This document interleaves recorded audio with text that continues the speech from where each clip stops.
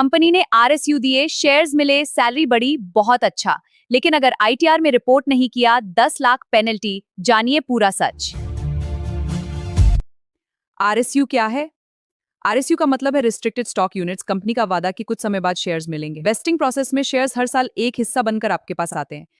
Tax 2 बार लगता है। Wasting पर सैलरी परक्विजिट के रूप में स्लैब रेट पर टैक्स लगता है, और बाद में जब आप शेयर्स बेचते हैं तो कैपिटल गेन्स टैक्स देना होता है। कंपनी इंडिया के बाहर है, जैसे गूगल, Amazon, इन्फोसिस यूएस, तो वो आरएसयू एक फॉरेन एसेट है।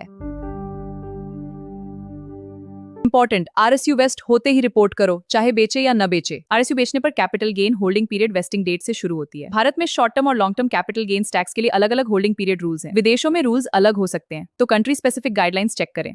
24 महीने से कम होल्डिंग पर शॉर्ट टर्म कैपिटल गेन होता है, इसे आपकी इनकम टैक्स स्लैब रेट के अनुसार टैक्स लगता है। जबकि 24 महीने से ज्यादा होल्डिंग पर लॉन्ग टर्म कैपिटल गेन होता है, इस पर 12.5% टैक्स लगता है बिना इंडेक्सेशन के। सोल्ड अब्रॉड, इंडिया में भी टैक्सेबल है। रेजिडेंट के लिए global income, paid tax in foreign, तो फाइल करो फॉर्म 67 और लो क्रेडिट डीटीए के तहत सेक्शन 90 और 91 में। इससे डबल टैक्सेशन बचेगा। Like, share and subscribe for more educational tips and tricks.